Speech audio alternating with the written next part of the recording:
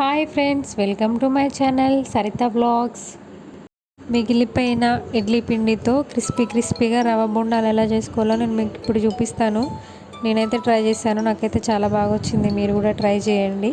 దానికి కావాల్సినవి ఇడ్లీ పిండి, పెరుగు, మైదా అండ్ బేకింగ్ పౌడర్, సోడా ఉప్పు, తగినంత సాల్ట్ తీసుకోవాలి. ఇప్పుడు బోండాలకి పిండి కలుపుకుందాము. ఇడ్లీ పిండిలో మైదా పిండి వేసి మనకి ఎంత కావాలనుకుంటే అంత వేసుకోవచ్చు. ఎక్కువ రవ్వ ఉండాలంటే కొంచెం తక్కువ మైదా వేసుకోవాలి. లేదు కొంచెం సాఫ్ట్గా ఉండాలి అనుకుంటే ఎక్కువ మైదా వేసుకోవచ్చు. నేనైతే కొంచెం ఎక్కువనే వేస్తున్నాను, ఎందుకంటే ఇడ్లీ పిండి కొంచెం ఎక్కువనే ఉంది. అందుకని నా దగ్గర ఆల్రెడీ ఆ క్యారెట్, ఉల్లిపాయలు అవి కలిపిన పెరుగు అయితే ఉంది, అది వేసుకున్నానండి నేను. మీకు కావాలంటే వేసుకోవచ్చు. ఉప్పు వేసుకోవాలి, కొంచెం సోడా ఉప్పు. తర్వాత బేకింగ్ పౌడర్ వేసుకోవాలండి. బేకింగ్ పౌడర్ వేయడం వల్ల కొంచెం ఎక్కువ పొంగుతాయండి. ఒక ఉల్లిపాయ, ఒక పచ్చిమిర్చి కట్ చేసుకొని వేసుకోవాలి. ఉంటే కరివేపాకు, కొత్తిమీర అవి కూడా వేసుకోవచ్చు, ఇంకా కొంచెం టేస్టీగా ఉంటాయి. నేనైతే వేయలేదు, నా దగ్గర అవైలబుల్గా లేదు, సో నేను వేయలేదు. మీకు ఉంటే మీరు వేసుకోండి. కరెక్ట్ కన్సిస్టెన్సీ వచ్చే వరకు కలుపుకోవాలండి.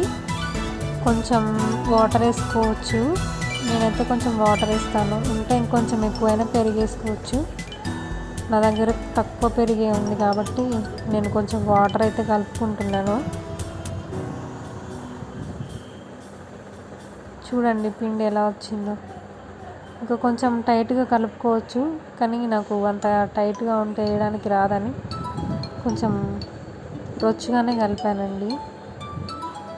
ఆయిల్ అయితే హీట్ అయిపోయింది, వేస్తున్నాను ఇప్పుడు. చూడండి ఎలా వస్తాయో.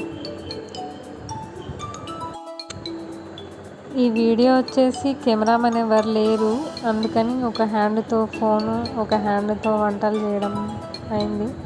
అందుకని అంత కరెక్ట్గా తీయలేకపోయి ఉండొచ్చు. మ్యాక్సిమం మంచిగా తీయడానికి అయితే నేను ట్రై చేశాను. మంచిగా వచ్చిందా లేదా అనేది మీరు చెప్పాల్సిందే. ఆయిల్ బాగా హీట్ అయిన తర్వాత లో ఫ్లేమ్లో పెట్టుకొని వేసుకోవాలండి.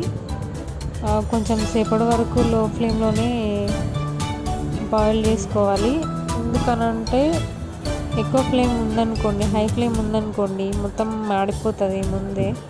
లో ఫ్లేమ్ ఉంటే లోపల పిండి మొత్తం ఉడికిపోతుంది అన్నమాట, లేకపోతే పైన మొత్తం మాడిపోతుంది, లోపల మొత్తం పిండి ఉంటుంది. అందుకని లో ఫ్లేమ్లో పెట్టడం వల్ల లోపల కూడా మొత్తం కుక్ అయిపోతుంది. సో లో ఫ్లేమ్లో చాలాసేపు అయితే ఉంచుకోవాలి.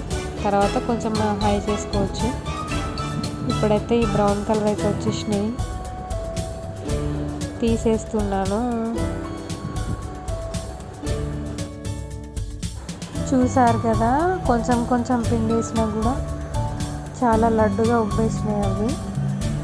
సో మీరు కూడా ట్రై చేయండి. చాలా క్రిస్పీగా, టేస్టీగా చాలా బాగున్నాయి. నేనైతే బాగా ఎంజాయ్ చేశాను. Thank you for watching.